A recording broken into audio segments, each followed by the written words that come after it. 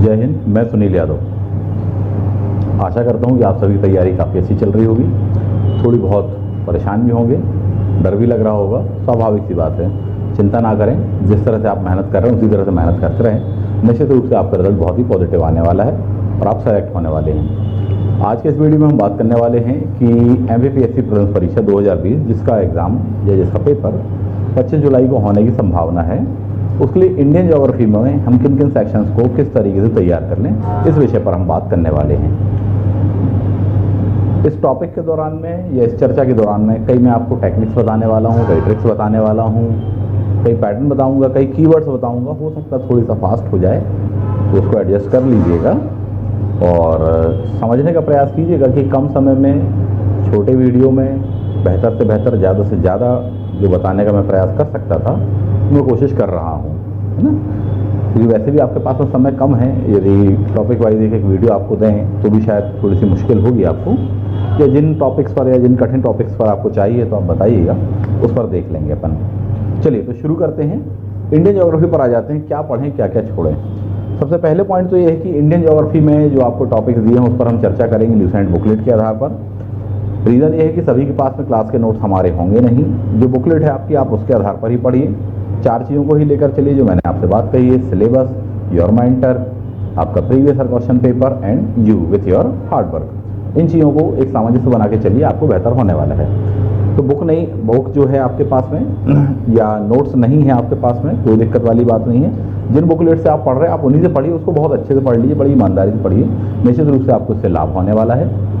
Lucent को लेकर हम यहाँ बात करने वाले हैं। सबसे पहला आपको ल्यूसेंट में इंडियन ज्योग्राफी में टॉपिक दिया हुआ है, भारत का भूगोल सामान्य जानकारी करके दिया है। That is most important topic.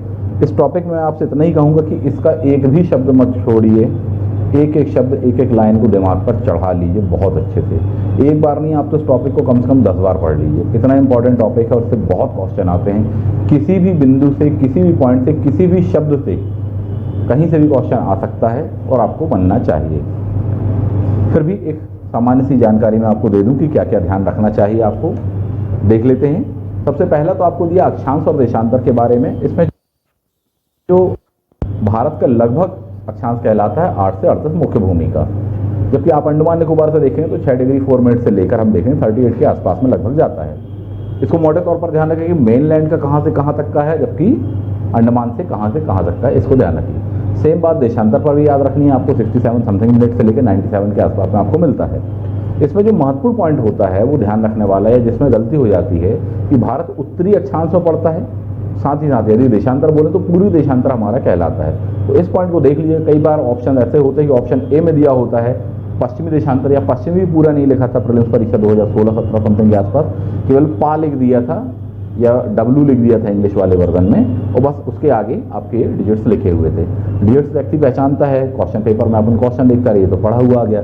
ज़्यादा ही खुश हो जाते हैं। ज़्यादा खुश हो जाओगे तो थोड़ी सा गलत हो जाएगा। इसलिए वहाँ पर बड़ा एक संयम बनाए रखना, ना तो दुखी होना, ना ही ज़्यादा खुश हो जाना। मैं तो आपको इतना ही सजेस्ट करूँगा। पेपर का सम्मान करना। यदि आप खुश होकर उसका उपहास उड़ाएंगे तो क्वेश्चन आपको धोखा दे जाएगा और गलत हो जाता है कई बार। अगेन, जब भी क्वेश्चन पेपर आप पढ़ें, जो भी क्वेश्चन आप पढ़ते हैं तो पूरा क्वेश्चन पढ़ा कीजिए, पूरे ऑप्शन पढ़ा कीजिए, बड़े अच्छे से पढ़ा कीजिए। कई बार सरल से प्रश्न लगते हैं, अपन ने ऑप्शन ए बस पढ़ा, आगे बढ़ गए। इसको लापरवाही बोलते हैं। ये अच्छे अधिकारियों के गुण नहीं होते हैं। थोड़े से इस बात को ध्यान रखिए। पूरे ऑप्शन पढ़िए, कई बार गलत हो जाता है। फॉर एग्जाम्पल, एक बार MPPSC ने क्वेश्चन पूछा था कि इनमें से भारत के प्रधानमंत्री थे, इस तरह से 4 ऑप्शन दिए हुए थे। तो व्यक्ति ने पढ़ा साहब, या विद्यार्थियों ने जो भी थे पढ़ा। ऑप्शन ए दिया हुआ था, तत्कालीन प्रधानमंत्री का नाम दिया हुआ था, फॉर एग्जांपल नेहरू जी का नाम दिया। ठीक। ऑप्शन बी उन्होंने पढ़ा नहीं साहब, उनको लगा कि हाँ यही होगा। ऑप्शन बी में मनमोहन सिंह जी का नाम दिया था। ऑप्शन सी में देखें इंदिरा गांधी जी का भी नाम था, जबकि ऑप्शन डी था उपर्युक्त तीनों। क्वेश्चन पूरा पढ़ा नहीं, ऑप्शन पूरे पढ़े नहीं, ऑप्शन ए बस पढ़ा, आगे बढ़ गए, उन्होंने लगा दिया था ए। सीधी सी बात, उनका क्वेश्चन पढ़े हुए के बावजूद, सही होने के बावजूद या सरल होने के बावजूद भी वहाँ पर गलत हो जाएगा। तो ऐसी घोर लापरवाही से बिल्कुल बचें। इस बात का विशेष ध्यान रखें। स्पीड भी मेंटेन करनी है, पढ़ना भी पूरा है, समझना भी है, एनालाइज भी करना है, ट्रिकिंग्स भी यूज़ करनी है और कहीं कहीं पर फास्ट भी चलना है। एक सही सामंजस्य बिठाकर आपको आगे बढ़ना है, तब आपको बनेगा। चलिए, ये तो हो गई कुछ टेक्निक्स की बात। इन सेक्शंस को जब आप पढ़ रहे हैं तो 80-20 का रेशियो लेकर चलिएगा।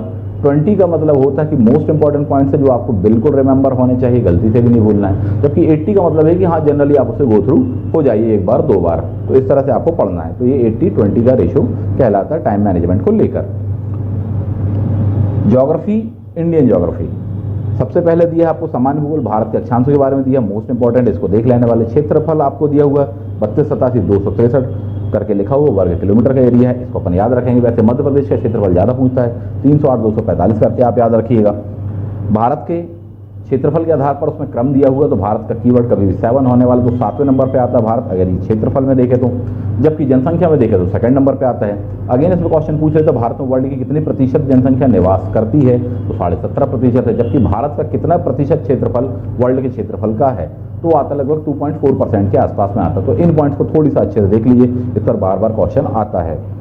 अगर हो सके तो इस चीज़ को भी देखें कि भारत जो 7वें नंबर पर क्षेत्रफल में आता है उसके पहले कौन है 6वें नंबर पर, तो वो आई से होने वाला है, जबकि बाद में भी कौन होने वाला, तो वो भी आई से होने वाला है या ए से होने वाला है। इस तरह से करके अपन देख लेने वाले कि आ से करके उसका नाम अपन को मिल जाने वाला है। नेक्स्ट बना जाते हैं, भारत की समुद्री सीमा दी होगी और स्थल सीमा दी होगी। स्थल सीमा 15,200 किलोमीटर है, ये हमको याद रहेगा। अगेन कोस्टल एरिया पर सीमा पूछ लेने वाला है तो 75-16 कहलाती है। दैट इज मोस्ट इंपॉर्टेंट, सबसे ज़्यादा बार पूछा गया क्वेश्चन यही है, कोस्टल सीमा की लंबाई 7,516 किलोमीटर। इसमें रिमार्क आपको ये कर लेना चाहिए या ध्यान ये रखना चाहिए कि जो मेनलैंड इंडिया है उसकी मात्र 6100 किलोमीटर के आसपास है, जबकि आप अंडमान निकोबार की भी इंक्लूड कर लेते हो तब आपकी 75-16 हो जाती। तो ये एक महत्वपूर्ण बिंदु वहाँ पर बनाता है। भारत के 7 पड़ोसी देश आपको वहाँ पर दिए हुए हैं, किन से ज़्यादा सीमा लगती है, किन से कम सीमा लगती है। एक सिंपल सा कोड याद रखेंगे आप, दैट इज बचपन MBA, कि आपका बचपन से MBA करने का सपना था, तो ये क्या हो जाएगा, बड़े से छोटे करके क्रम हो जाने वाला। बा से बांग्लादेश आ जाने वाला है, चा से अपन देखेंगे तो चीन आ जाएगा, पा से पाकिस्तान हो जाएगा, ना से नेपाल हो जाएगा, माँ से म्यांमार हो जाने वाला है, बी से आप देखेंगे तो भूटान हो जाएगा, और ए से अफगानिस्तान हो जाएगा। अफगानिस्तान से सबसे कम लगती है 106 किलोमीटर के आसपास, जबकि बांग्लादेश से हम देख लेने वाले सबसे ज़्यादा लगती है 4,096 किलोमीटर करके दिया होगा। मोस्ट इंपॉर्टेंट, इस पर क्वेश्चन पूछता है। अगेन आपको ये सीक्वेंस इसलिए भी याद होना चाहिए कि 2019 के पेपर में पूछा गया था कि इनको सीक्वेंस में जमाइए ज़्यादा से कम में। सबसे ज़्यादा बांग्लादेश, फिर उसके बाद में चाइना, फिर उसके बाद में ये ऐसे जमाना था। अनेक विद्यार्थी शुरुआत के 1-2 बस पढ़ के जाते हैं, बाद के सेक्शन पढ़े नहीं होते हैं, या लास्ट बस का सेक्शन पढ़ा होता है, गलत हो गया था उनका विद्यार्थियों का, कन्फ्यूज़न में भी गलत हो जाता है। मान लीजिए आप विद्वान हैं या आपने पहले भी बहुत तैयारी की हुई है, तब भी इस चीज़ को लापरवाही से ना पढ़ें, एक बार डेटा देख लें, आपके लिए तो और भी आसान है। नए विद्यार्थी उसको 1 मिनट में याद रखेंगे, आपने उसको 10 सेकंड भी नज़र मार ली तो आप बना लेने वाले हैं। तो अपनी जो खूबियाँ हैं या जो आपकी मेहनत है पूर्वी, उसका सदुपयोग करना सीखें, और यदि आप उसका सदुपयोग कर लेंगे तो निश्चित रूप से आप सिलेक्शन पा जाने वाले हैं। आगे बढ़ जाएंगे।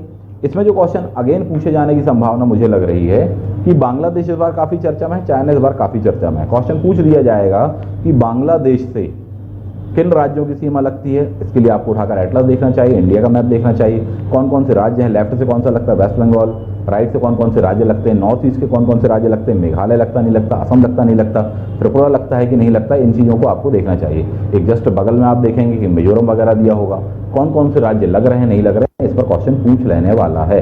इसमें अगेन एक क्वेश्चन पूछेगा जो कि आपको ल्यूसेंट बुकलेट में नहीं दिया होगा। वो क्वेश्चन ये होगा कि भारत का ऐसा कौन सा राज्य है क्योंकि सबसे लंबी इंटरनेशनल बाउंड्री बनाता है। अनेक बार विद्यार्थी पढ़ लेते हैं कि हाँ बांग्लादेश के साथ वेस्ट बंगाल वाला होगा। पुराना जो जम्मू कश्मीर था वो बनाता था, नया वाले का डेटा आपको इसको क्रॉस चेक कर लेना चाहिए। सेकंड नंबर पे आपका आता है वेस्ट बंगाल वाला, इसको ध्यान रखना। अगेन थर्ड क्वेश्चन इसमें पूछ लिया जाने वाला कि भारत का ऐसा कौन सा राज्य है जिसकी इंटरनेशनल बाउंड्री सबसे छोटी है, तो उसका नाम क्या है। तो ये क्वेश्चन पूछे जाने की संभावना मुझे लगती है, थोड़ी सा डेटा याद रखें, किसी भी एग्जाम में पूछ सकता है। हालांकि हम यहाँ पर MPPSC प्रीलिम्स को फोकस कर रहे हैं।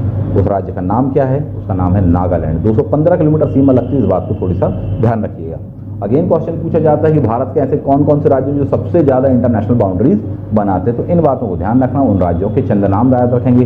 वेस्ट बंगाल को देख लीजिएगा कि 2-3 देशों के साथ में सीमा बनाता है, बांग्लादेश के साथ में भी है, नेपाल के साथ भी कनेक्ट होता है, साथ ही साथ भूटान से कनेक्ट होता है। वहीं हम सिक्किम की बात करें तो ये भी 3 देशों के साथ में सीमा बना रहा है, इस पॉइंट को थोड़ी सा याद रख लीजिएगा।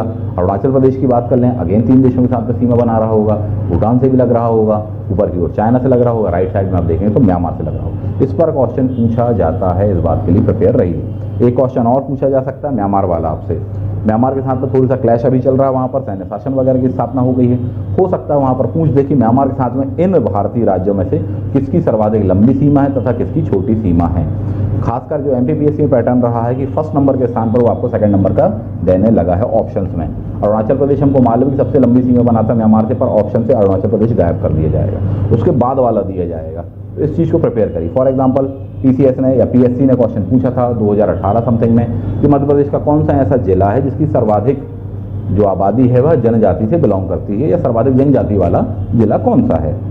पहला जो ऑप्शन था वो गायब कर दिया, सेकंड नंबर का ऑप्शन दिया था। आप प्रीवियस ईयर के क्वेश्चन पेपर देखोगे तो आपको देखने को मिलेगा। आगे बढ़ जाते हैं। भारत के कितने राज्य जो हैं अंतर्राष्ट्रीय सीमा से जुड़े हुए हैं, तो 17 राज्य आपको वहाँ पर दिया हुआ, कौन कौन से हैं तो उसको देख लेंगे। भारत की जो मेन लैंड बाउंड्री है वो कितने देशों से लगती है, 7 देशों से लगती है। उनका नाम आपको याद है, पीछे दिया हुआ है। लेकिन इसमें ध्यान देने वाला पॉइंट ये होगा कि कौन से ऐसे देश हैं जिनसे भारत की कोस्टल लाइन लगती है, तो उसका भी आंसर 7 है, पर 7 वो एज इट इज ये नहीं है, 2 उसमें चेंज हो जाने वाले। कौन कौन से 2 चेंज हो जाने वाले हैं? एक तो आपको दिया होगा वहाँ पर इंडोनेशिया वाला, और दूसरा दिया होगा थाईलैंड का। तो इसको रिमार्क पे ले लो, बाकी 5 आपके कॉमन मिल जाएंगे यहाँ पर। नेक्स्ट बना जाते हैं, सबसे लंबी सीमा कौन से क्या बनाते हैं? जम्मू कश्मीर चेंज हुआ, उसका स्ट्रक्चर चेंज हुआ, मैप चेंज हुआ है, वो नया डेटा आपको करंट के साथ में अपडेट कर लेना चाहिए। कुछ रेखाएं आपको दी गई होंगी, वहाँ पर मैकमोहन लाइन दी होगी, रेडक्लिफ लाइन दी होगी। मैकमोहन जो है मोह लेता अपन को, चीन मीठी मीठी बातें करते तो उसके साथ में होने वाली, जबकि रेड कलर का खून बहा हुआ पाकिस्तान के साथ में, रेडक्लिफ किसके साथ में होगी? पाकिस्तान के साथ में होगी। बांग्लादेश के साथ अब पूछ लेगा किस लाइन को लेकर विवाद होता है, तो 3 बीघा जमीन अमीन टाइप करके आप ध्यान रख लेना, उसको लेकर विवाद होता है। ये जनरली क्वेश्चन पूछ लेगा। अगेन एक क्वेश्चन आता है कि पाकिस्तान के साथ में कौन सी रेखा जो है वो भारत को डिवाइड करती है रेडक्लिफ लाइन के अलावा, जिसका भारत दावा करता है, दैट इज 24 डिग्री लाइन करके पूछ लेता है आपसे, तो ये ध्यान रखना। 49वीं समानांतर रेखा अमेरिका और कनाडा वाली है, जबकि 38वीं समानांतर रेखा हमको मालूम है नॉर्थ कोरिया साउथ कोरिया वाला है। पॉइंट थोड़ी सा उस चीज़ को नजर मार लीजिएगा। भारत का मानक समय आपको दिया 82.5 करके कहलाता है, इलाहाबाद के पास से गुजरता है। भारत के कितने राज्यों से? तो 5 राज्यों से गुजरता है, ये वाली बात हम देख लेने वाले हैं। इसमें क्वेश्चन पूछा जाएगा आपसे कि मध्य प्रदेश के कौन कौन से जिलों से गुजरता है, एक बात। दूसरी बात, मध्य प्रदेश के लैटिट्यूड पूछता है। फॉर एग्जाम्पल पूछा गया था क्वेश्चन कि 80 डिग्री पर इनमें से कौन सा जिला पड़ता है, 1-2 साल पहले आया हुआ क्वेश्चन है, थोड़ी सी एक नज़र मार लीजिएगा। उसका आंसर था, बताएं, दैट वॉज जबलपुर। ठीक है, तो इसको बनाएंगे आप। आगे बढ़ जाते हैं। भारत की कुल लंबाई करके आपको वहां पर दी हुई होगी कि कितनी क्या लंबाई है, चौड़ाई है, तो इसमें ध्यान रखना 3214 जो हो जाने वाली है वो आपकी टोटल हाइट हो जाने वाली है, 3214। जबकि हम बात करें विड्थ के बारे में तो वो होता है 2933, 2933। ये डेटा एज इट इज आपको याद रखना है इस प्रकार से। इसका मतलब क्या होता है? इसका मतलब ये होता है कि यदि इंडिया का मैप बनाया जाएगा तो लंबाई क्या है, ज़्यादा है, जबकि चौड़ाई क्या है इसमें कम होने वाली है। इस पर क्वेश्चन पूछ लिया जाता है, इसको थोड़ी सा एक नज़र मार लेने वाले हैं आप। आगे दिया हुआ है आपको वहाँ पर नॉर्थ ईस्ट के राज्यों के बारे में दिया, कुछ नदियों के बारे में दिया, कौन सी क्या सीमा रेखा बनाती है। संकोशी नदी दिया होगा, काली नदी, इसको जनरली पढ़ लीजिए, आपको बन जाने वाला है। कुछ दर्रों के नाम आपको दिए होंगे, सभी दर्रे आप याद नहीं रख सकते, 3 से 4 दर्रे याद रखिएगा जो मैं आपसे कह रहा हूँ। सबसे पहली बात तो शिपकिला दर्रा आप याद रखिएगा, इसको पूछे जाने की संभावना। शाह से शिपकिला हो जाने वाले, शाह से सतलज नदी यहीं से आती है। सेकंड वन इज यांग याप दर्रा, वहाँ से ब्रह्मपुत्र नदी आती है, भारत में प्रवेश करती है, इसको पूछ लेगा। मानानीसी दर्रा कई बार पूछे गए क्वेश्चन है, उसको ध्यान रखना। जोजिला दर्रा भी लेकर चर्चा में था, थोड़ी बहुत शायद पूछ लेगा। नाथुला दर्रा चाइना को व्यापार के साथ लेकर चर्चा में है, सिक्किम वाला एरिया है, इसको पूछ लेगा। कब से खोला गया? तो वर्ष 2006 से आपने इसको ओपन किया था, तो एक नज़र इसको मार लेने वाले हैं। साउथ इंडिया में कुछ दर्रे आपको दिए होंगे, वहाँ पर आप देखेंगे तो 4 दर्रे होते हैं, उस पर अभी हम बात करने वाले हैं। नेक्स्ट वन, भारत का भौतिक स्वरूप आपको वहाँ पर दिया हुआ है, क्षेत्रफल वगैरह, इसको पूरा अच्छे से पढ़ लीजिए। कितने क्या हिस्सों में बांटा गया भारत को? तो 5 हिस्सों में करके बांटा गया, आपको देखेंगे। उत्तर पर्वत का मैदान दिया होगा, विशाल प्रादीपीय, मरुस्थली और समुद्र तटीय मैदान करके ऐसा दिया हुआ है। जनरल वे में इसको पढ़ लीजिए। इसमें जो क्वेश्चन आता है कि प्रायद्वीपीय जो पठार है भारत का वह कहाँ से शुरू होता है, ये मोस्ट इंपॉर्टेंट है। अनेक विद्यार्थी इसको गलत करते हैं कि दक्कन या प्रायद्वीपीय भारत कहाँ से शुरू होता है। यदि जनरली क्वेश्चन दिया जाता है तो विद्यार्थियों को लगता है कि मान लीजिए इंडिया है तो ये नर्मदा नदी के पास में से शुरू होता होगा, ऐसा कुछ भी नहीं है, इस बात को ध्यान रखिएगा। अरावली जो माउंटेन है प्लस विंध्याचल माउंटेन प्लस आपका छोटा नागपुर का पठार और इवन मेघालय तक का जो बेल्ट है, ये इसका मतलब ये कि काफ़ी ऊपर से ये चीज़ शुरू होती है और यहाँ से यहाँ तक जाती है।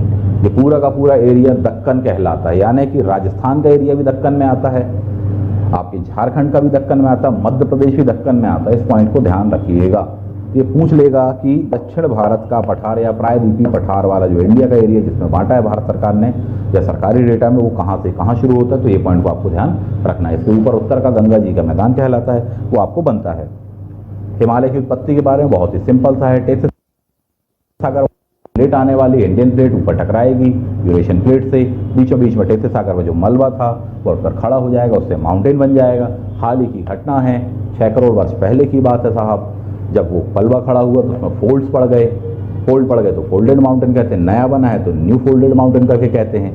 ये पूरा सिद्धांत क्या कहलाता है, जियोसिंक्लाइन थ्योरी करके कहलाता है। इसको क्वेश्चन पूछ लेगा जियोसिंक्लाइन थ्योरी किसकी सबसे फेमस कहलाती है, तो कोबर महोदय का नाम बिल्कुल मत भूलिएगा। अगेन 2 पॉइंट आपसे पूछ लेने वाला है कि प्लेट टेक्टोनिक थ्योरी के अनुसार ये बताया गया है। यस, प्लेट टेक्टोनिक थ्योरी किसने दी है, तो हैरी हेस ने। प्लेटें हिलती डुलती हैं तो हिलना हैरी हेस करके हो जाएगा। जबकि महाद्वीपों का विस्थापन हैरी हेस से पहले किसने बताया था, वैगनर महोदय ने। इसमें अगेन आजकल क्वेश्चन पूछने लगा कौन सा बंदा किस देश का है।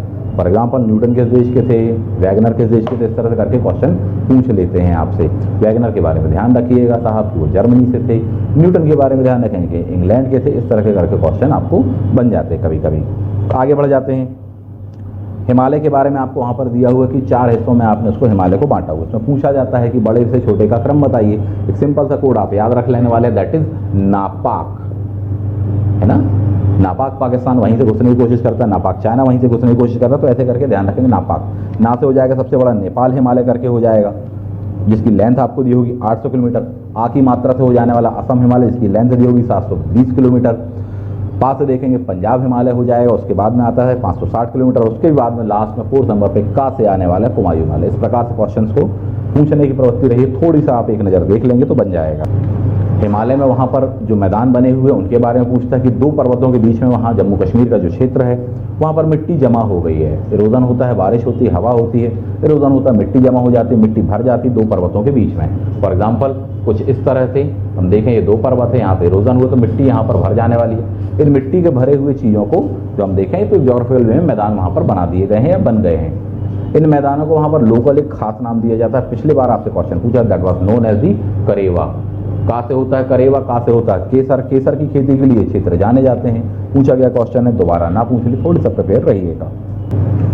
हिमालय पर्वत के बारे में भी आपसे क्वेश्चन पूछा जाता है कि नया हिमालय कौन सा है, पुराना हिमालय कौन सा है। तो नया हिमालय ध्यान रखेंगे शिवालिक हिमालय करके कहलाता है। उसके नीचे के आपको क्षेत्र दिए हुए हैं भारत के। नदियों के बारे में कुछ दिया हुआ होगा। लूनी नदी के बारे में काफ़ी पूछता है, या ऐसी नदियाँ जो कि अंतर प्रभावित होती हैं, कहीं भी समंदर में जाके नहीं मिलती हैं, इनके बारे में पूछा गया क्वेश्चन है। चाहे आपका लूनी हो, चाहे गग्गर वगैरह के बारे में हो, थोड़ी सा एक नज़र देख लेंगे।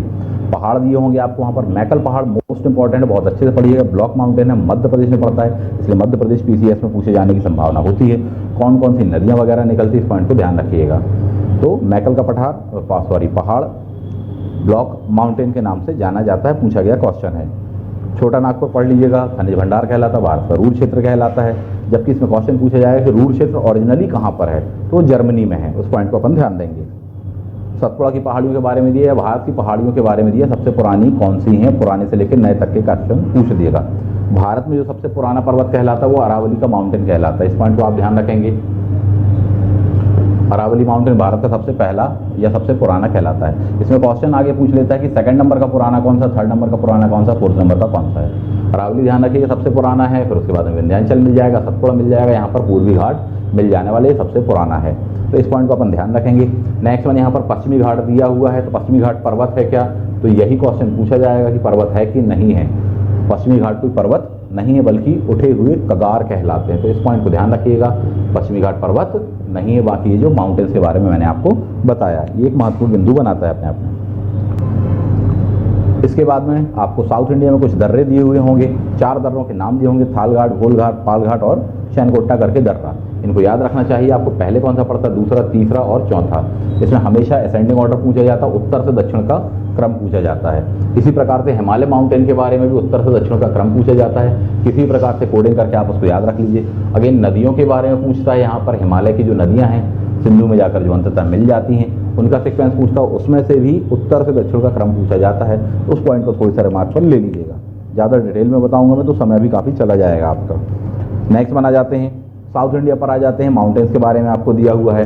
साउथ इंडिया में जो खास बात है वो ये पॉइंट है कि एक ओर तो आपका हो गया पश्चिमी घाट, दूसरी ओर हो जाने वाला पूर्वी घाट। तो क्वेश्चन सबसे पहला पूछा जाएगा कि दोनों घाट कहाँ पर जाके मिलते हैं। तो यहाँ पर बनाते हैं नीलगिरी की पहाड़ी, यहाँ पर जाकर दोनों के दोनों ये माउंटेन मिलते हैं। इसके आगे फिर पश्चिमी घाट ही चलता है, कार्डमम पहाड़ी, इलायची पहाड़ी वगैरह के नाम से आप पढ़ते हैं। नीलगिरी की पहाड़ी के बारे में आपसे क्वेश्चन पूछा जाएगा, किस प्रकार का माउंटेन है, ओल्ड माउंटेन है, न्यू फोल्डेड माउंटेन है या ब्लॉक माउंटेन है। इस क्वेश्चन का आंसर आप बताइएगा। आगे बढ़ जाते हैं, भारत के कुछ तटों के बारे में आपको वहाँ पर दिया हुआ है कि पूर्वी तट कौन सा कहलाता है, पश्चिमी तट कौन सा कहलाता है। यदि ध्यान देंगे आप वहाँ पर, तो ये वाला जो हिस्सा है पश्चिमी तट वाला, यहाँ से हम पश्चिम की ओर जाते हैं, अमेरिका यूरोप की ओर जाते हैं, तो काफ़ी पैसे वाले लोग हैं यानी मालदार लोग हैं। तो मालाबार का जो तट हो जाने वाला वो कहाँ पड़ेगा, पश्चिम की ओर पड़ने वाला है। जबकि इस साइड वाला जो एरिया है वो कोरोमंडल करके कहलाता है। ये वाला पॉइंट अपन ध्यान रख लेने वाले हैं। इनमें से भी तटों को और भी कुछ खास हिस्सों में बांटा गया है। एक तट और ध्यान रख लेना, यहाँ पर महाराष्ट्र गोवा के पास में जो एरिया पड़ता है उसको कहा जाता है कोंकण का तट। इस पर क्वेश्चन कई बार आया हुआ है, पूछा जाएगा। वैसे भी पारसियों वाला जो मुद्दा है वो काफ़ी चर्चा में है, उसके कारण हो सकता है उठाकर पूछ दे कि भारत में सबसे पहले कहाँ आकर बसे थे, तो ये वाले तट में। अगेन क्वेश्चन पूछेगा कि इसे या इन धर्म के लोगों को भारत में सबसे पहले संरक्षण किस वंश ने दिया था। तो उसका आंसर आपको मालूम होना चाहिए, दैट वाज शिलाहार वंश। इस तरह से करके क्वेश्चन आते हैं। इसके बाद में आपको द्वीप समूह दिया है भारत के। भारत के दो द्वीप समूह सबसे खास कहलाते हैं, यूनियन टेरिटरी वाले क्षेत्र कहलाते हैं लक्षद्वीप एंड अंडमान निकोबार। अंडमान निकोबार में कितने द्वीप हैं उनको ध्यान रखने से सबसे खास क्वेश्चन पूछा जाता है कि अंडमान और निकोबार कहाँ से अलग होते हैं, कौन सा चैनल करके कहलाता है। तो 10 डिग्री चैनल करके कहलाता है। वहाँ से आप इस चीज़ को अलग कर लेने वाले हैं कि साहब लिटिल अंडमान है और कार निकोबार करके कहला जाने वाला। तो इस पॉइंट को आप थोड़ी सा याद रखिएगा। अगेन लक्षद्वीप के बारे में आपको दिया होगा, लक्षद्वीप में कम द्वीप हैं अपेक्षाकृत अंडमान निकोबार की, लेकिन लक्षद्वीप इस समय काफ़ी चर्चा में है। वहाँ के एडमिनिस्ट्रेशन सिस्टम को चेंज किया जा रहा है, करंट में काफ़ी मुद्दा उठा हुआ वहाँ का। शायद इसके बारे में पूछ ले। अपने आप में कोरल रीफ कहलाती है, प्रवाल भित्तियों से बना हुआ ये क्षेत्र है, भारत के टेरिटरी के अंतर्गत आता है। तो शायद ये पूछ दे आपसे इस बात को, है ना। तो ये प्रिपेयर रख लेने वाले हैं आप। लक्षद्वीप में भी कौन कौन से द्वीप हैं, राजधानी कहाँ पर है, ये पॉइंट आप देख लीजिएगा। अंडमान निकोबार पूछ लेगा कि अंडमान निकोबार की राजधानी का नाम क्या है, तो पोर्ट ब्लेयर है। इसमें जो टफ क्वेश्चन होता है वो ये पूछता है कि इन 4 ऑप्शनों में से पोर्ट ब्लेयर जो राजधानी वो किस द्वीप में या कहाँ पर बसी हुई है। उत्तरी अंडमान में, मध्य अंडमान में, दक्षिणी अंडमान में, निकोबार में, इस तरह से करके क्वेश्चन पूछ जाने वाला है। तो पोर्ट यानी होता है बंदरगाह। बंदरगाह कभी भारत में कहाँ होंगे, साउथ में होंगे, वहीं समंदर है। तो जो साउथ अंडमान होगा वहाँ पर आपका पोर्ट ब्लेयर होने वाला है, इस बात को ध्यान रखिएगा। इसके पश्चात में आप देखेंगे भारत की नदियाँ करके दी हुई हैं आपको। अंडमान निकोबार में सॉरी एक चीज़ और ध्यान रखें कि 2 जो ज्वालामुखी उस पर काफ़ी क्वेश्चन पूछा जाता है, बैरन तथा नारकोंडम। बैरन यानी होता है बर्निंग वाला, यानी कि जो जागृत ज्वालामुखी उसका नाम क्या है, बैरन है। जबकि नो जागृत वाला क्या है, दैट इज नारकोंडम करके है। इनमें अगेन क्वेश्चन पूछ लेगा ऊपर कौन सा है, नीचे क्वेश्चन कौन सा है। इसके लिए आपको मैप देखना चाहिए और वहाँ पर जाकर लोकेट करना चाहिए, तब आपको ये बनेगा। इसके बाद में भारत की नदियाँ आपको दी हुई हैं। भारत की नदियों में बड़ी नदी कौन सी है, छोटी नदी कौन सी, इस प्रकार से करके आप याद रखिएगा। उत्तर भारत की नदियों को आप अलग पढ़ने वाले हैं, दक्षिण भारत की नदियाँ अलग पढ़ेंगे। इसमें जो महत्वपूर्ण पॉइंट पूछता है वो ये होता है कि नदियों के बेसिन के आधार पर नंबर 1 कौन सी आएगी, नंबर 2 कौन सी आएगी, नंबर 3 कौन सी, नंबर 4 कौन सी है। तथा मध्य प्रदेश की नर्मदा नदी का रैंकिंग कहाँ पर आता है या इनमें से बड़ा बेसिन किसका, इस प्रकार से करके क्वेश्चन पूछ लिया जाता है। सबसे बड़ी जो कहलाती है बेसिन के आधार पर देखें तो ब्रह्मपुत्र कहलाती है, लेकिन यदि भारतीय संदर्भ में बात करें तो ब्रह्मपुत्र भारत में ज़्यादा नहीं बहती है। इसलिए यही वजह है कि आंसर क्या आ जाने वाला है, उसका गंगा जी आ जाने वाला है। तो इस पॉइंट को ध्यान रखिएगा। उसके बाद में किन किन नदियों का बेसिन आता है तो वो पॉइंट ध्यान रखना। मध्य प्रदेश की जो नर्मदा नदी है उसके बारे में ध्यान रखिएगा, चौथे 5वें नंबर पे आएंगे। जबकि गोदावरी उससे भी बड़ा बेसिन बनाने वाली है। तो इसको क्वेश्चन को पूछा गया है, मध्य प्रदेश की जो नर्मदा नदी है वह कावेरी नदी के समानांतर है। इसका मतलब यह है कि उन दोनों का बेसिन बराबर। तो यहाँ पर एक क्वेश्चन आपसे पूछ लिया जाता है, थोड़ा सा प्रिपेयर रहें।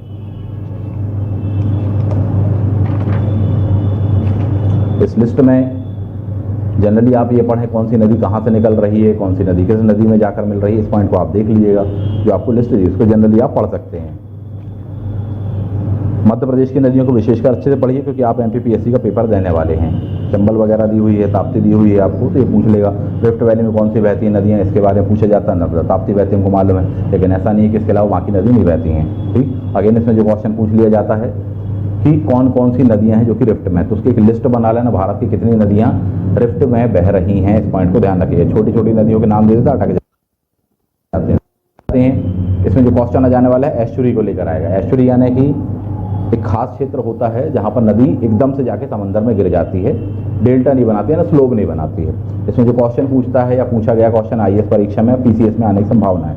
क्वेश्चन यह होता है कि कौन भारत में कितनी नदियां जो है वो एस्चुरी बनाती हैं। बच्चे प्रायः पढ़ लेते हैं कि नर्मदा और ताप्ती के बारे में कि हाँ यही है, परंतु ऐसा नहीं है। हजारों नदियाँ हैं भारत में जो कि एस्चुरी बनाती हैं। विशेषकर पश्चिम क्षेत्र में जो भी नदियाँ गिरने वाली हैं यहाँ पर, तो मैक्सिमम नदी एस्चुरी बनाती हैं। फॉर एग्जाम्पल चाहे शरावती हो चाहे अन्य नदी इस साइड के एरिया की हो, छोटी छोटी सी नदियाँ, उनको आप कम पढ़ते हो इसलिए नहीं मिलता। तो इस पॉइंट को ध्यान रखना कि मात्र ये दो नहीं है, दो प्रमुख हैं, इनके अलावा भी बहुत सारी हैं।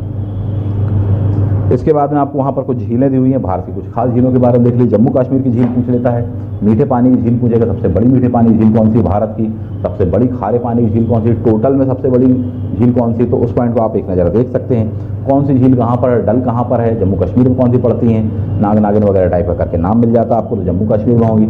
राजस्थान की कुछ झीलों के बारे में पूछता जरूर कि सबसे बड़ी झील वहाँ पर कौन सी है, जहाँ पर नमक के उत्पादन के लिए वह क्षेत्र जाना जाता है। इनको करके थोड़ी सी एक नज़र देख लीजिए, सभी नहीं तो उनमें से कुछ पढ़ लीजिए, जो आपको इंपॉर्टेंट लगती है आप उनमें से कुछ चीज़ों को देख लीजिए। केरल की झील मैं आपसे बताना चाहूँगा, वेम्बनाड झील वगैरह के बारे में देखिए, कयाल पूछ लेता है, पुलिकट झील दैट मोस्ट इंपॉर्टेंट, तो इनको पूछ लेता है। कृत्रिम झील कौन सी है, तो गोविंद वल्लभ पंत सागर है। इनको थोड़ी सा एक नज़र आप मार लीजिए, इसमें से सब कुछ पढ़ना पड़ जाएगा आपको। यहाँ पर जो पॉइंट मैं आपको बता रहा हूँ उसको छोड़ने की गुंजाइश नहीं होती है। मध्य प्रदेश में से कोई ऐसी झील है साहब क्या जो कि मानव निर्मित करके, तो यस, मध्य प्रदेश की नर्मदा नदी और ताप्ती नदी से कनेक्टेड होने वाली हैं। हालांकि नर्मदा कनेक्टेड नहीं होती, बगल से गुजरती है, परंतु ताप्ती को लेकर है, दैट इज उकाई परियोजना करके कहलाता है। तो ये पूछ लेने वाला है आपसे। जलप्रपात करके दिए हैं आपको, भारत के सबसे ऊंचे जलप्रपात दिए, तो जो गरसोप्पा करके कहलाता है। इसमें पूछ लेगा क्वेश्चन कि जो है वह किस नदी पर पड़ता है। शरावती नदी, आप इस बात को जानते हैं, नहीं जानते तो जान गए हैं। उसके बाद में 3-4 और भी आपको नाम दिए हैं, पूरे ना सही तो कम से कम शुरुआत के 3 याद रखिए, कम से कम किसी भी तरीके से आपको बन जाएगा। नेक्स्ट आ जाते हैं भारत की जलवायु, आपको वहाँ पर दी हुई है। मध्य प्रदेश की जलवायु जैसी वैसी ही भारत की जलवायु है। भारत की जलवायु मानसूनी करके कहलाती है, सेम बात मध्य प्रदेश पर भी लागू होती है, इस पॉइंट को आप याद रखिएगा। भारत में मानसून के बारे में दिया है, अरब सागर वाली शाखा दी हुई है आपको, बंगाल की खाड़ी वाली शाखा दी है। पूछ लेगा आपसे, मान लीजिए कि 100 यूनिट भारत में पानी गिरता है, तो उसमें से 80% जो होता है वो दक्षिण पश्चिम मानसून वाला कहलाता है, जबकि 20% जो होता है आपको अन्य से प्राप्त होती है। इसमें जो क्वेश्चन पूछा गया है दैट इज वेस्टर्न डिस्टर्बेंस, पश्चिमी विक्षोभ वाला पूछा जाता है कि जेट स्ट्रीम के कारण उत्तर भारत का जो एरिया है, जब नवंबर, दिसंबर, जनवरी के आसपास उनको बारिश मिलती है, तो वो क्या है, तो दैट इज वेस्टर्न डिस्टर्बेंस करके कहलाता है। उसके बारे में क्वेश्चन पूछा गया, एक नज़र आप उस पर मार सकते हैं।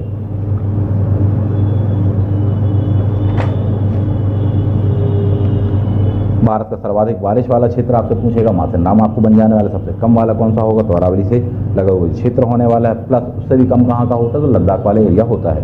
उस पॉइंट को आप एक नज़र मार सकते हैं।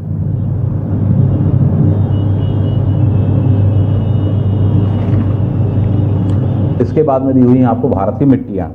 भारत की मिट्टियों से ज़्यादा महत्वपूर्ण है मध्य प्रदेश की मिट्टियाँ, क्योंकि उन पर क्वेश्चन ज़्यादा आया हुआ है।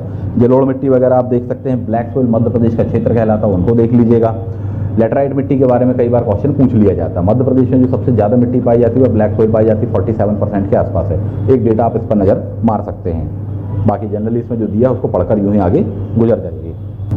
लेटराइट मिट्टी के बारे में ये पूछा जाता है कौन कौन सी फसलें इस पर उपजाई जाती हैं, किन चीज़ों के लिए जाना जाता है। ध्यान देने वाली बात है, चाहे कॉफ़ी वगैरह हो, चाहे चाय हो, चाहे इलायची वगैरह के प्रोडक्शन के लिए हो, यह जाना जाता है, इस पर काफ़ी क्वेश्चन पूछता है। इसको थोड़ी सा डिटेल में ही पढ़ लो तो बहुत अच्छी बात है। इसमें ह्यूमस कैसी क्या होती है, बारिश का परसेंटेज कैसा क्या है, तो इस बारे में पूछ लेगा इसके फॉर्मेशन। भारत में केंद्रीय मृदा संरक्षण बोर्ड कहाँ पर है, तो अपन देख लेने वाले हैं इस चीज़ को। कहाँ पर स्थापना हुई थी, किस वर्ष में हुई थी, आपको दिया हुआ है, इसको पढ़ लीजिए। महत्वपूर्ण पॉइंट कहलाता है अपने आप में। कजरी करके बार बार पूछता है, सेंट्रल एरिड जोन करके बार बार पूछता है क्वेश्चन, ये महत्वपूर्ण पॉइंट बनाता है अपने आप में। इसके बाद में दिया हुआ आपको भारत की कृषि के बारे में दिया हुआ है। अगेन वही पॉइंट आ जाता है कि भारत का डेटा आप थोड़ा सा याद रखें कि भारत में वर्ल्ड की सबसे बड़ा एग्रीकल्चर लैंड पाया जाता है। ये डेटा हम पढ़ते हैं, हालांकि कुछ जगह पर हमको यूएसए का भी मिल जाता है, लेकिन हमको यहाँ पर क्या ध्यान रखना है कि भारत वाला आपको डेटा पूछता है, ऑप्शन में वही दिया होता है। तो ये पॉइंट ध्यान रखना, भारत भले ही दुनिया में 7वें नंबर पर आता हो क्षेत्रफल में, परंतु एग्रीकल्चर लैंड की बात करें हम तो हमारे पास में है, इतना बड़ा एग्रीकल्चर लैंड कहलाता है। कौन सी भूमि पर चारागाह है, कितने पर वन है, ये पॉइंट ध्यान रखना। 21.67% जो है भारत में फॉरेस्ट कवर एरिया कहलाता है। जनरली आप इस बात को देखेंगे। आगे दिया हुआ है आपको भारत में जो एग्रीकल्चर को लेकर रिवॉल्यूशंस हुई हैं वो पूछा गया है। Sericulture, apiculture, pisciculture, most important list में से आप एक भी नहीं छोड़ सकते, आपको एक एक याद होनी चाहिए, एक एक। बिल्कुल नई वाली जो बुकलेट में आपको दिया है उसमें कुछ बढ़कर दी हैं, वो भी याद रखिए, पुरानी वाली बुकलेट में कम दी हुई हैं। इसके बाद में दिया हुआ आपको क्रांतियाँ, एक भी नहीं छोड़ सकते आप इस लिस्ट को। हरित क्रांति किससे संबंधित है, तो प्रोडक्शन संबंधित है, वाइट किससे संबंधित है, दुग्ध वाली बात हो जाएगी, ग्रे किससे है, इस तरह से करके क्वेश्चन पूछता है। एक एक क्रांति आपको याद होनी ही चाहिए, इसको आप बिल्कुल भी मिस मत कीजिए। आगे दिया है खाद्यान्नों के बारे में, किस राज्य ने कितना प्रोडक्शन किया है, कौन सा नंबर 1 है। ये पुराना डेटा हो गया है, ये नया डेटा इसमें आता है और आजकल इस पर क्वेश्चन आना बंद हो गया है। फसलों के टाइप दिए हुए हैं, आप वहाँ पर 3 लिखी होंगी, रबी की लिखी हुई, खरीफ की लिखी होगी और जायद की दी हुई। जायद में क्या क्या आता है, कद्दू, ककड़ी, खीरा वगैरह ये जो आते हैं जायद में कहलाते हैं। मई के महीने में अपन देखें अप्रैल मई जून के आसपास में इसको उगा लिया जाता है कुछ क्षेत्रों में, तो दैट इज जायद के नाम से जाना जाता है। जबकि जब पानी ज़्यादा होता है यानी कि जुलाई के सेशन में हम देखेंगे तो उस समय हम उसको बोल जाने वाले खरीफ की फसल। 4 महीने का ड्यूरेशन होता है, उसके 4 महीने के बाद अगली फसल का टाइम आ जाएगा नवंबर दिसंबर में। रबी की फसल हम देख लेंगे, रबी में खासतौर पर गेहूँ आएगा, जबकि खरीफ में आपको खासतौर पर चावल आता है। क्वेश्चन ये पूछा जाएगा आपसे कि खरीफ में कौन कौन से आ रहे हैं, इसको एक टेक्निकल वे में पढ़ लीजिएगा, आपको बन जाएगा। हालांकि इसको रटना ही पड़ेगा, इसलिए ज़्यादा कोई ऐसी टेक्निक नहीं है। कई बार दगा दे जाते हैं, पता चला कि तिलहन पूछ जाने वाला है आपसे, कहीं कुछ पूछ जाने वाला है, अटक जाओगे आप। अच्छे से पढ़ लेना, इसको बनेगा इससे क्वेश्चन। एक प्रमुख फसलों के स्थान वगैरह करके दिए हुए हैं आपको। भारत में किस चीज़ का जन्म हुआ तो कहा जाता है कि साहब धान का है, जबकि मक्का के बारे में दिया मध्य अमेरिका का है। वैसे क्वेश्चन पूछा जाता है केवल सोयाबीन पर, क्योंकि मध्य प्रदेश में सर्वाधिक प्रोडक्शन इस चीज़ का होता है, सोयाबीन का। पूछा जाता है सोयाबीन की जो फसल है भारत ने कहाँ से ली है या कहाँ से ये पौधा आया है, तो ये अमेरिका से आया है। सर्वाधिक मात्रा उसमें प्रोटीन होता है, इस बात को आप जानते हैं। हालांकि सोयाबीन से भी ज़्यादा मात्रा प्रोटीन एक और फसल में होता है, हम उस चीज़ को देख सकते हैं। सनफ्लावर के बारे में क्वेश्चन पूछ लिया जाए, सनफ्लावर भारत में कहाँ से आया, यानी किस देश से हमने लिया है सनफ्लावर, या वहाँ का ओरिजिनेटेड कंट्री का नाम क्या है, ऐसा करके क्वेश्चन पूछ देगा। That is sunflower specially known for the Russia. ये पॉइंट को हम ध्यान रखें। 1960 के दशक में जब हरित क्रांति हमारे यहाँ होती तब ये फसलें आती हैं, इस तरह से करके अपन पूछ लेंगे, पढ़ लेंगे। भारत की जो जो मूल फसलें उनको जरूर देख लो, जैसे उड़द दिया है आपको भारत की है, धान दिया है भारत की, मूंग दिया है भारत की है, ज्वार दिया है भारत की है, ये फसलें भारत की कहलाती हैं, इसको पूछ लेगा। गन्ना दिया होगा आपको, ध्यान रखिएगा थोड़ी सा। नेक्स्ट वाला जाते हैं, भारत में सिंचाई के बारे में आपको दिया हुआ है, कितना क्या परसेंटेज है। नया वाला डेटा आपको याद रखना पड़ेगा, पुराने से काम नहीं चलेगा, हालांकि ज़्यादा परिवर्तन नहीं आया इसमें। मेन सोर्सेज 3 आपके कहलाते हैं, कुएं नलकूप वाली बात होगी, तालाब वाली बात होगी, नहर वाली बात होगी। इसमें सिंपल सा ध्यान रखें, दैट इज का न ता करके हो जाएगा। का से कुएं नलकूप हो जाएगा, ना से हम देख लेने वाले नहर हो जाएगा सेकंड नंबर पर, ता से हो जाने वाला आपका थर्ड नंबर पर तालाब, यानी परसेंटेज ज़्यादा से कम करके दिया है, तो इस तरह से आपको ये बन जाने वाला है। अगेन दिया अगला भारत से खनिज संसाधन, ये लिस्ट पुरानी है, इसमें आपको नई वाली लिस्ट को देखना पड़ेगा कि ज़्यादा प्रोडक्शन कौन सा क्या राज्य कर रहा है। फॉर एग्जांपल लेटेस्ट आपसे डेटा पूछा था कि अदरक का प्रोडक्शन भारत का कौन सा राज्य सर्वाधिक मात्रा में कर रहा है, उसका आंसर क्या लगाना था आपको, आंध्र प्रदेश। जबकि पुराना डेटा आप क्या पढ़ के गए थे, झारखंड वाला। अनेक विद्यार्थियों को गलत हुआ था, इसलिए कह रहा हूँ कि नया डेटा पढ़िए। क्लियर। अब ये जो इसमें खनिज दिए हुए हैं, इसमें आप क्या याद रखें, इस पर भी बात कर लेते हैं। इसमें जो क्वेश्चन पूछा जाने वाला है आपसे, लोहे के टाइप पूछे जाते हैं कि कौन कौन से टाइप होते हैं इसके मिनरल्स वगैरह को लेकर, तो ध्यान रखना। लेमोनाइट, हेमेटाइट, ठीक है, इस तरह से करके आपको दिया होगा, इसको याद रखो। जो बेसिक है उसको याद रखो, किसकी खोज कहाँ पर हुई है इसको ध्यान रखना। पेट्रोलियम के बारे में दिया हुआ है, वही असम वो आपको बन जाएगा, उसको पढ़िए। कोयला मोस्ट इंपॉर्टेंट है, मध्य प्रदेश कोयले का खास बेल्ट कहलाता है। क्वेश्चन पूछ लिया जाता है आपका इस पर, कौन से प्रकार के कोयले होते हैं, तो कुल 4 प्रकार के होते हैं। ए बी लिपि करके याद रखना। ए से नंबर 1 एंथ्रासाइट होता है, बी से बिटुमिनस होता है, बी से लिग्नाइट होता है, और पी से पिटा हुआ है ना, सबसे जो खराब उसमें कार्बन का परसेंटेज होता है वो पीट कोयला करके कहलाता है। मध्य प्रदेश में पाया जाता है, गोंडवाना लैंड करके हमारा कहलाता है, सेडिमेंट्री रॉक्स में मिलता है। इस पर क्वेश्चन आता है, इसको थोड़ी सा आप एक बार देख लीजिएगा। अब्रक के बारे में जो आपको दिया हुआ है 72% तक का प्रोडक्शन वहाँ पर लिखा है, नया वाला डेटा आपको दिया है, देख लीजिए। सेकंड नंबर वाला राज्य कौन सा है, इसको जरूर देखना, कम से कम फर्स्ट के बाद में सेकंड देखना सीखो, क्योंकि आजकल ऐसे क्वेश्चन आने लगे हैं।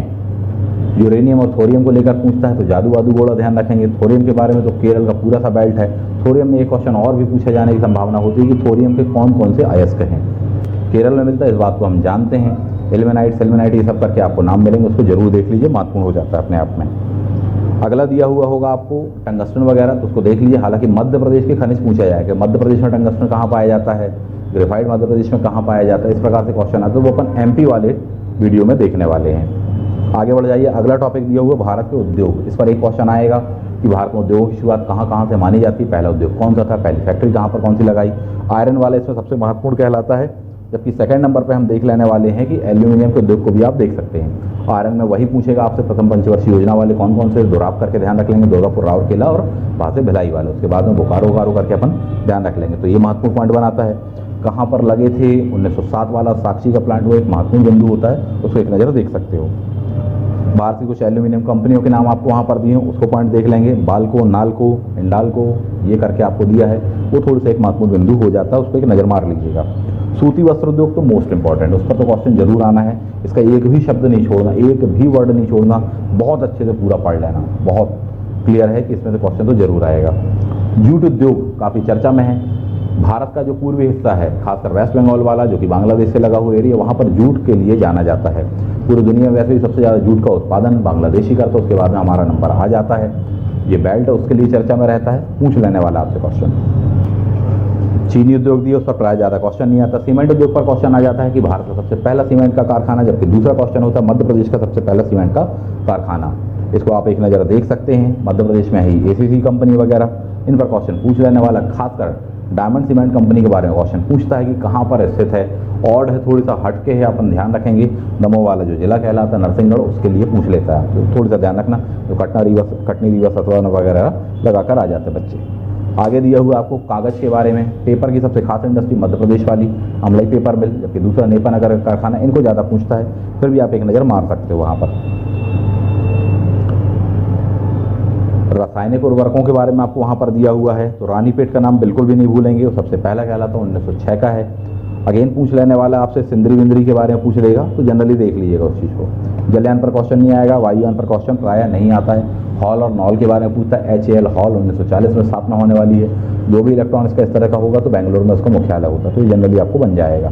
एक दो बार भी आपने पढ़ा तो बना लेने वाले। मोटर गाड़ी पर अब क्वेश्चन नहीं आता, शीशा वीशा उद्योग पर नहीं आता, रेलवे के उपकरणों पर आ जाता है क्वेश्चन कई बार। कौन सा क्या कहाँ पर है, पेरम्बूर में कौन सी है, भोपाल में कौन सी है, इस तरह से करके क्वेश्चन पूछ लेता है, तो उसको थोड़ी सा आप ध्यान रख सकते हैं। रेशम उद्योग के बारे में जरूर देखना, मोस्ट इंपॉर्टेंट है। रेशम की सभी किस्मों को देख लीजिएगा, भारत में कौन कौन से हो रहे हैं, कहाँ कहाँ का क्षेत्र है, उसको देख लीजिएगा। राष्ट्रीय रेशम अनुसंधान केंद्र कहाँ है, इसको अच्छे से पढ़िए आप। चर्म उद्योग मध्य प्रदेश का ही पूछता है, देवास वगैरह के लिए पूछ लेता है, तो वो ध्यान रख सकते हैं आप। अगला है भारत में परिवहन, इसमें नया वाला डेटा आपको पढ़ना पड़ेगा, पुराना वाले डेटा से अब काम नहीं बनेगा। नए डेटे का मतलब यह है कि नेशनल हाईवेज के नए नाम रखे जा चुके हैं, उनकी संरचना नई की जा चुकी है। अब जो एग्जाम में क्वेश्चन आने लगे हैं, नए वाले नेशनल हाईवे के नंबर आपको दिए जाते हैं, तो उनको बड़े अच्छे से आप देखिएगा।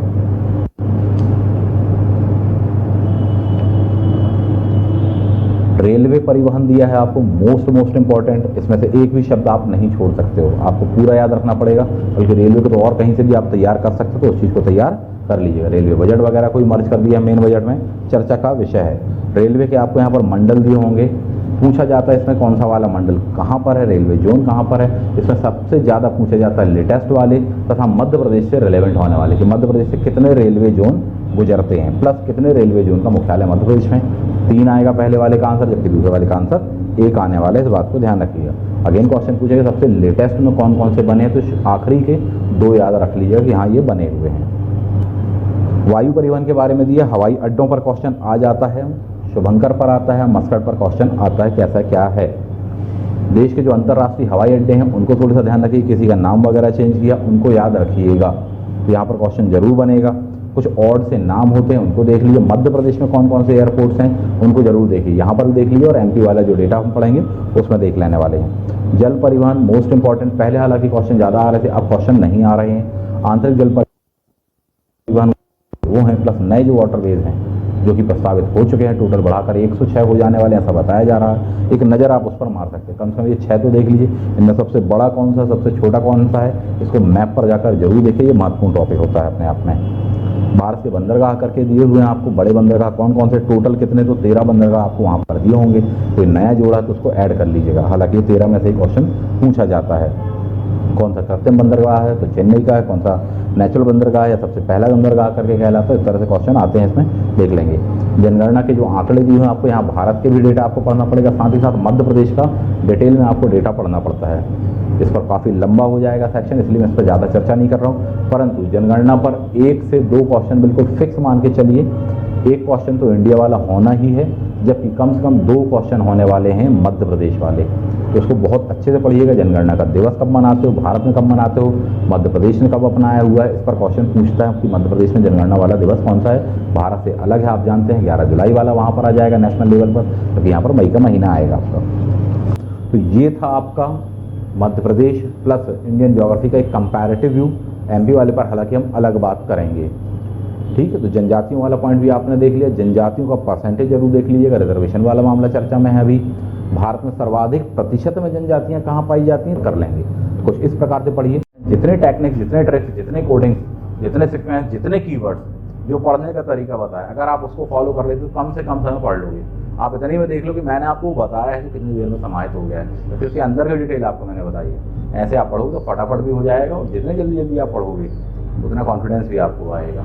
साथ में मैप जरूर यूज़ करिएगा, और भी इससे संबंधित कोई प्रश्न हो तो पूछिएगा, कॉन्टैक्ट कीजिएगा, कोई ऐसी बात है तो। आशा करता हूँ ये वीडियो आप सभी लोगों के लिए हेल्पफुल होगा। मिलते हैं किसी अगली सीरीज़ पर, that is Indian history, constitution, इनके भी जो सबसे टफ सेक्शन है उस पर बात करेंगे।